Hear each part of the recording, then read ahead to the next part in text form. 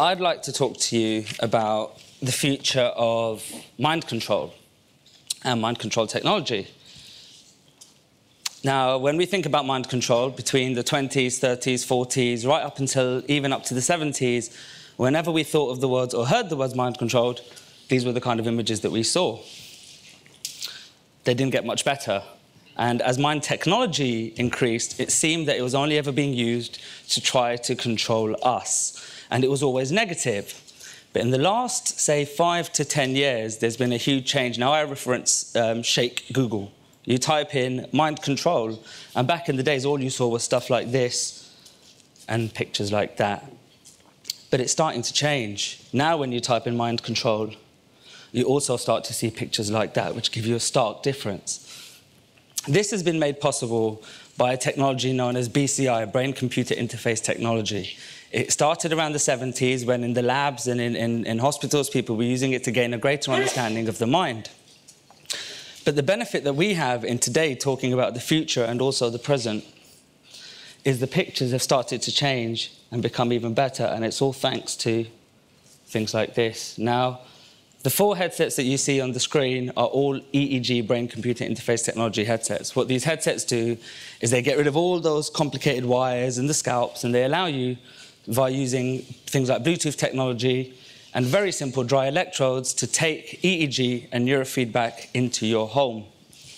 So they're reshaping our future to the point that now that device there, made by us, is actually the size of an MP3 player, and that contains enough information to be able to transmit your entire mental state from a single sensor, your meditation, your attention, and also the individual brain frequency, so we can gain a serious insight into the mind. So you can imagine with technology like this, we start to wonder, well, what could we do with it? You know, the future is seriously bright. But what I found was, as well as some of the exciting potential of the future, i.e. mind-controlled wheelchairs, as we can imagine, there's definitely a need for those, to mind-controlled prosthetics, mind-controlled computing. You can see the theme. It's about accessibility. And it seems that everyone got crazy about this. And every time I'd watch a talk by anyone in the future of mind technology, this is what they were going on about. And it started to get more ridiculous. We're talking about flying drones, driving cars, of course, the mind-controlled skateboard. Who doesn't want one of those? One of my own, mind-controlled scale-electric set. And, of course, mind-controlled ears. What I found was quite disturbing. And as exciting as the future is, where we are taking mind-controlled to mind-controlled, I think what we've done is we've missed a huge trick, the real potential of mind technology. Now, when I was actually asked to do this talk about the future of mind technology, I looked around, and everybody I spoke to spoke about this amazing kind of 40 years down the line future where you can be sitting at home and think lights off and the lights go off, or think I want to get there and your car drives you there. And all I really saw was a really, really lazy future society. I mean, the point when you can't even be bothered to get up and turn off the light. And by the way, we have remote controls for those, so if you're even that lazy, then I think you can forget the future. But the point is that I felt quite saddened, actually, because I felt as though that the real potential in the industry was being wiped away because of gimmicks. I think part of the problem is that as society, as humankind, we like to think of ourselves as, fascinated with the mind. We're always talking about this amazing resource that we got, and yet when we've got the opportunity to use it with technology, we want to wiggle some ears. It's actually the best-selling EEG item so far. So it gives you an idea of where we're going with mind technology. And, of course, a mind-controlled dress. So there is a future that's exciting, and there is a future that allows technology, but the real future, I think, is for us. Now, before I go into what I think, in my humble opinion, is the future of mind technology, I'd like to give you a little bit of an understanding of where I've come from and how I've come to this point. Now, let me clarify, I'm not a neuroscientist, I'm not a computer programmer, I'm probably not even that smart. However, what I have is the benefit and the luxury of experience. Much like the lady before who kind of stole my thunder, I also was depressed for a while back in the past.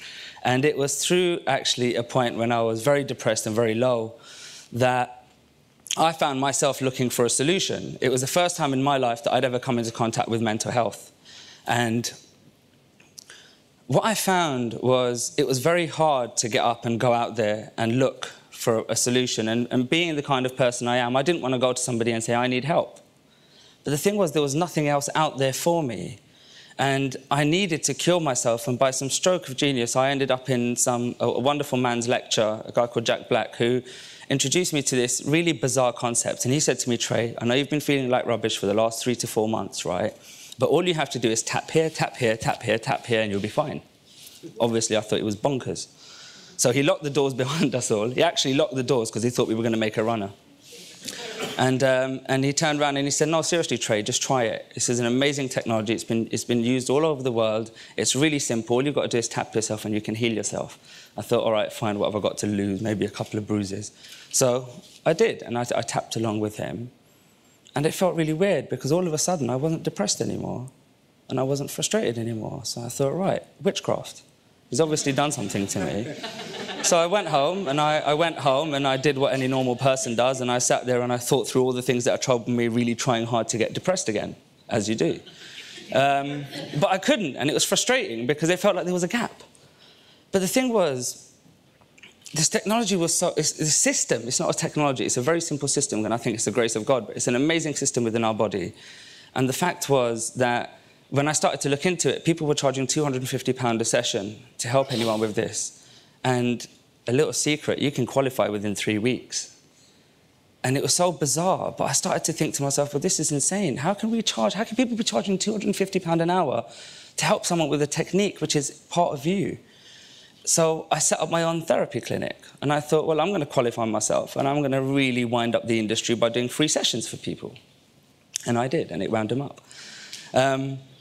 But I very soon found out that I had to find another way. And the fact is, I absolutely loved being a therapist, but I kind of got sick of listening to people's problems, which is not ideal if you're a therapist.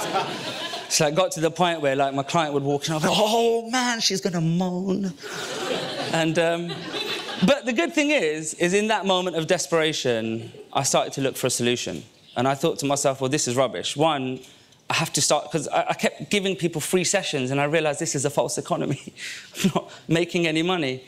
But I really wanted to help people. But being an entrepreneur at heart, I have to keep the missus happy and everything else. So I thought to myself, well, what can I do? So I went out into the wide world and I came across BCI technology, which at the time was a big clunky headset. And I was fascinated. I thought, so I can see inside a person's brain. And if I can see inside a person's brain, then theoretically I could deliver a therapy session without ever having to see them, and then get a report on how it reacted, and then have it adapt to them. So actually I can create a therapy system that not only meant I didn't have to see my clients anymore, who I love if you're watching, but it meant that we could look after people who weren't at home and who weren't around and who didn't have the luxury to be able to go to a therapist or afford to go to a therapist. So I wanted to create a solution to this, and I did. And I redesigned the headsets because I found that it had to be comfortable if I was going to do therapy. And then, by some stroke of luck, I created a system that allowed me to control video. Because really what I wanted to do is I wanted to be able to send, for instance, you a stress therapy program. And you would watch this stress therapy. I'm not saying you're stressed or anything, just in case you're with anyone. But a stress therapy program that could effectively tailor itself to you. So you could basically, regardless of what your problem was, because the beauty of video, see, what I decided to do differently to the industry is everyone got really excited about this technology and said, oh, it's all about games, it's all about games, we're all going to play games with our mind. But the thing is, as a gaming controller, the mind is actually quite limited, because if any of you are gamers, you know when you press a button, you want a reaction. I don't want to try to press a button, I want to press a button, I want to get a reaction. So to me, the concept of gaming with the mind was great, but it's too far ahead, much like a lot of the other things that people talk about the future.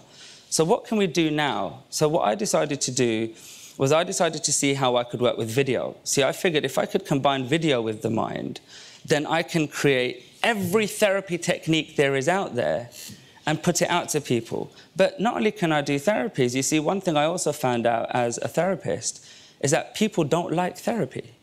you don't feel like you want to be working on your mind. And that's where the gaming was really good. But the problem with games was it cost a tremendous amount of money. And then, they're limited to genre. And if you happen to like the game, you do. And if you don't, you don't. What I wanted to do was create a platform. I wanted to take a system where I could make the cost of production down. I could bring the future of the technology into the hands of the consumer, because that's really where it is. When I look at the future of brain technology, I look at you. I think it saddens me that when we look at brain technology, we look at things to control with our mind without actually thinking that maybe it's our mind that we should be trying to take control of. And what I'd like to do is, before I give you my full breakdown of the future, I'd like to actually show you a demonstration of the technology, just so you can see where we are now before I can show you the future. So I'm going to call my friend Darren up, who's going to come and be our guinea pig for the session. By the way, EEG works better when you have no hair, so I shaved his head this morning.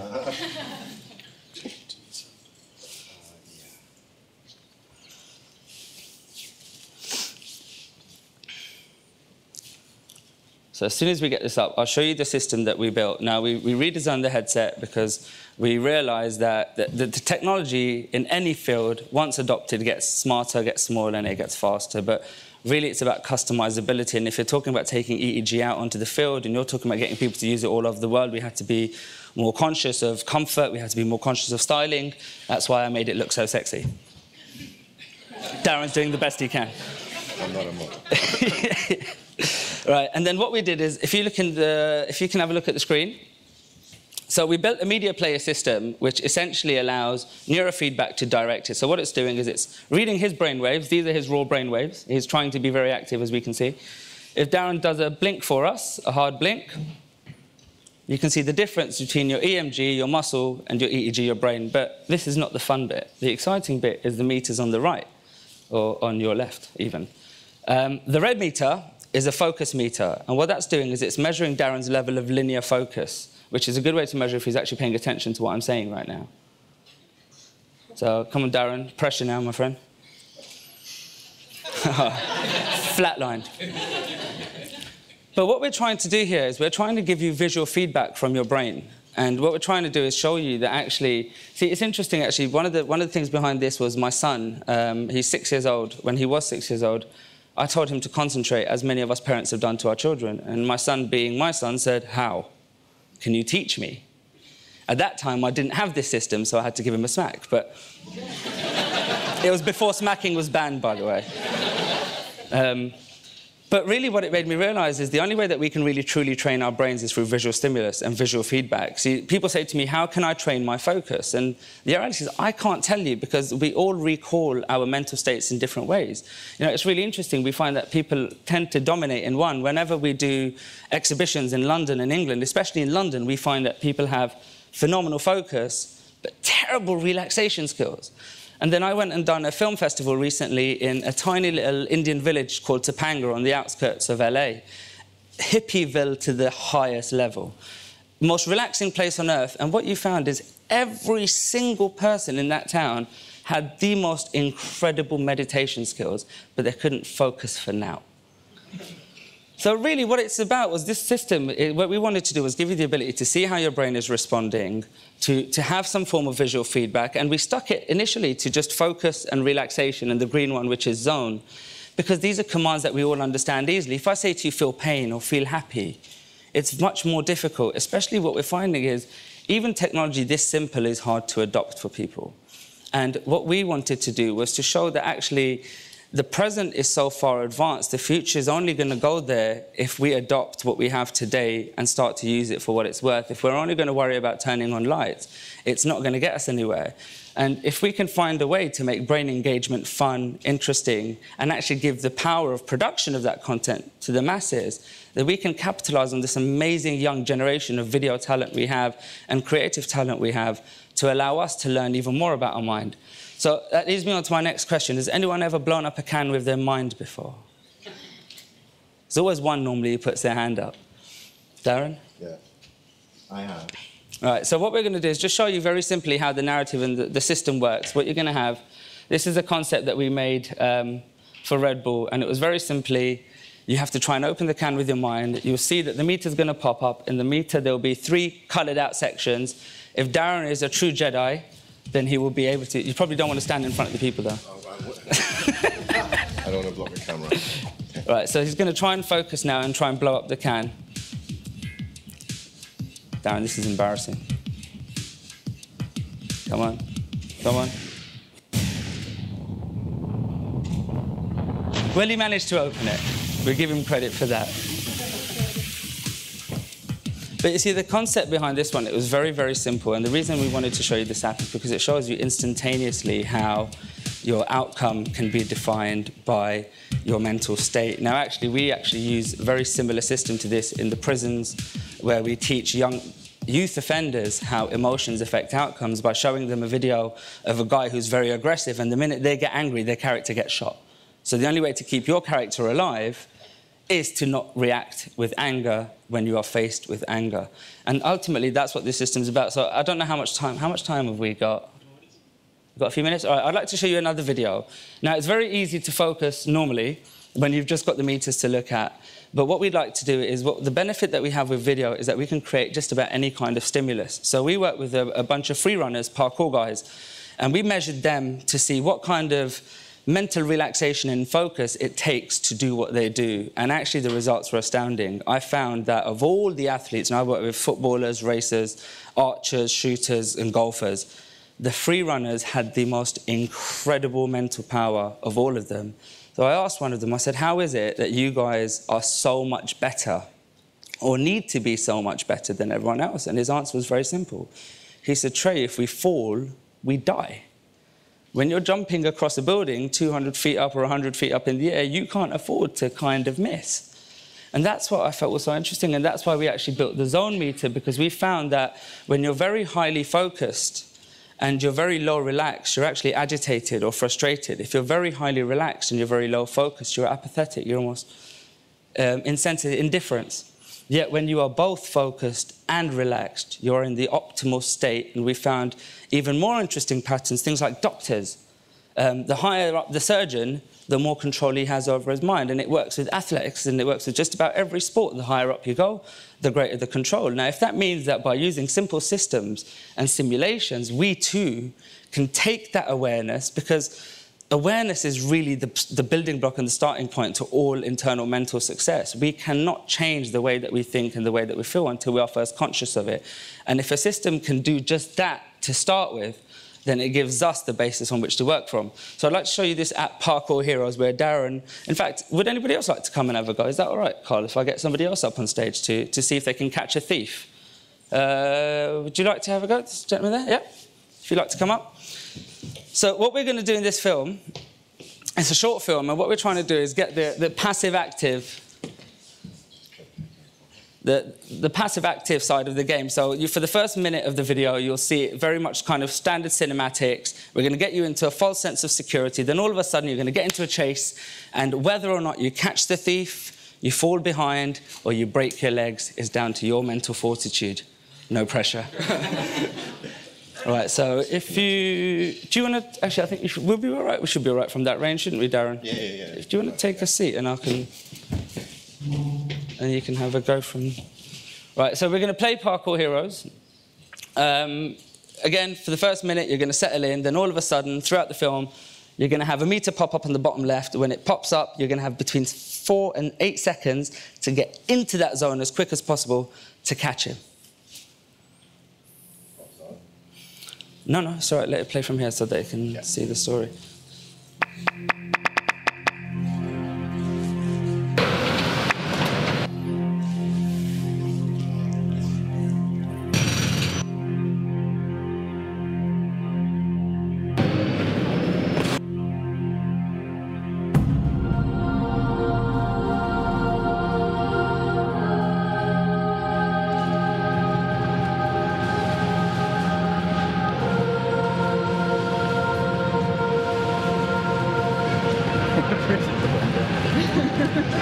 So you want to become a parkour hero? It's more than just talent. You need to be ready at any time.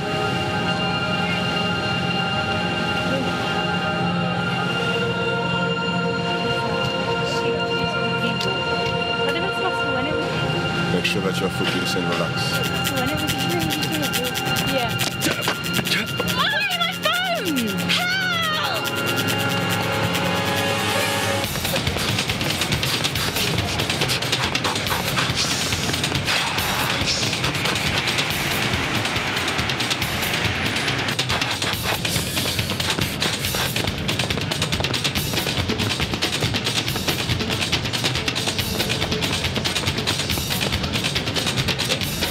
So what we're doing here right now is we're first visually disorientating you to get you into a state where we're trying to get your mental focus and play with it so that you're trying to use your mental focus rather than visual focus. As soon as he comes out of this park, you guys will see a meter appear on the bottom left, and that will be your first interaction, and then you'll be interacting every 10 seconds thereafter.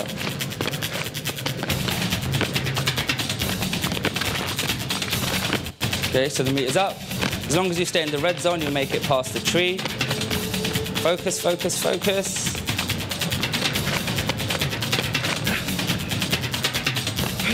That's it. Otherwise, we would have gone face first into that tree. Right, now you want to relax. So you want to get yourself chilled completely to make it up the 20-foot wall climb. As you do. Take nice deep breaths. There we go.